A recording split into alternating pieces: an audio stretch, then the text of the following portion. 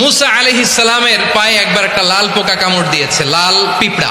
তো উনি রেগে মেগে পাশে দেখে লাল পিঁপড়ার বাসা, পা দিয়ে ডলে মুছে সবগুলো পিঁপড়া মেরে ফেলছে। এই ঘটনাটা আল্লাহ ঘটিয়েছেন এজন্য মুসা আলাইহিস সালাম তিনি আল্লাহকে জিজ্ঞেস করেছিলেন, আল্লাহ তুমি যখন কোনো জনপদে আযাব পাঠাও, শাস্তি দাও, ওখানকার শুধু জালেমরাই তো মরে না, ভালো মানুষগুলাও মরে, তো আযাব দিবা মুশরিকদের উপর দিবা, অবাধ্যদের উপর দিবা, ভালো মানুষগুলারে মারো কেন? আল্লাহ বললেন, মুসা তোমার যে কামড় দিছিল পায়ের মধ্যে পিঁপড়া, কয়টা পিঁপড়া? একটা পিঁপড়া, তো সবগুলারে মারলা কেন? রেগে মেগে পুরো পিঁপড়ার বাসা ভেঙে মেসাকার করলা কেন?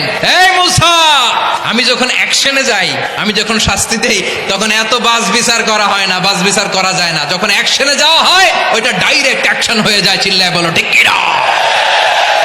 রব্বুল আলামিন বলেন, ওয়াত্তাকু ফিতনাতাল লা তুসিবান্নাল্লাযীনা যালামু মিনকুম খাসসা।